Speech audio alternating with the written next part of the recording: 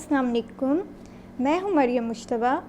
हम आपको पढ़ा रहे थे तजवीद के सेकंड टॉपिक पे हम आपको देंगे हरकत और आवाज़ें।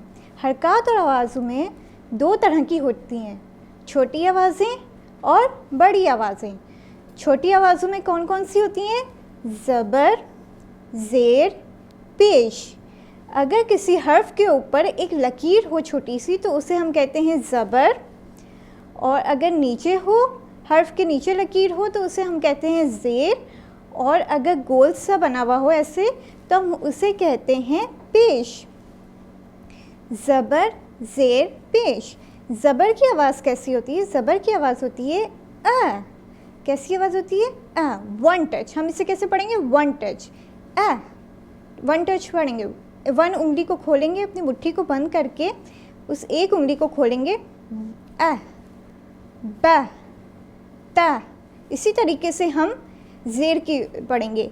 ई, बी, ती। One touch, only one touch. इसी तरीके से हम पेश की पढ़ेंगे। उ, बू, टू।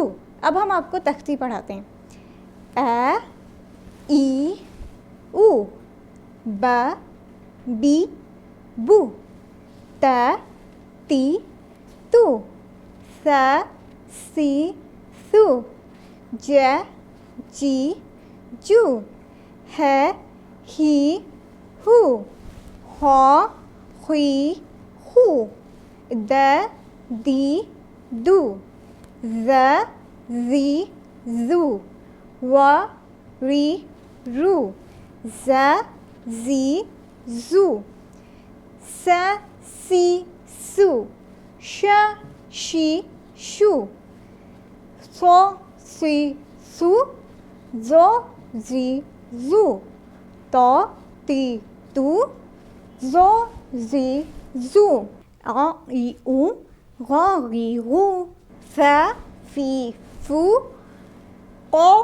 क़ी, क़ू, कै, की, कू, ल, ली, लू, म, मी, मू, न, नी, नू, व, वी, वू, है, ही, हु, या, यी, यू।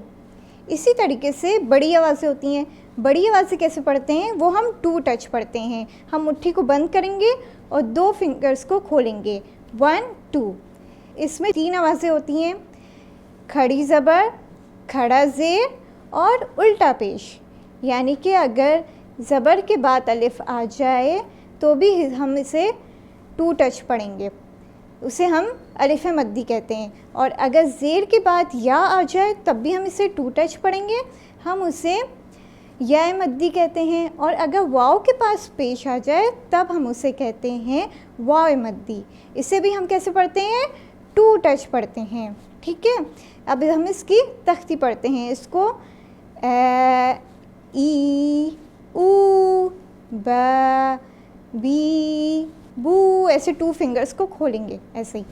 ए, ई, ऊ, ब, बी, बू, त, ती, तू, स, सी, सु, ज, जी, जू, है, ही, हु, हौ, हुई, हु, द, दी, दू, ज़, ज़ी, ज़ू, र, री, रू, ज़, ज़ी, ज़ू, स, सी, सु, श, शी, शू, सो, सी, सु, ज़ो, ज़ी, ज़ू, तो, ती, तू, ज़ो, ज़ी, ज़ू, आ, ई, ऊ, ग़, ग़ी, ग़ू, फ़, फ़ी, फ़ू, क़, क़ी, क़ू, कै, की, कू, ल, ली, लू, म, मी, मू, न, नी, नू, व, वी, वू, है ही हूँ, ये यी यू। इसी तरीके से छोटी और बड़ी आवाज़ों का हमें बहुत ख्याल रखना पड़ता है, क्योंकि अगर कुरान में हम छोटी बड़ी आवाज़ों का ख्याल ना रखें तो हम कुरान को गलत तरीके से पढ़ेंगे।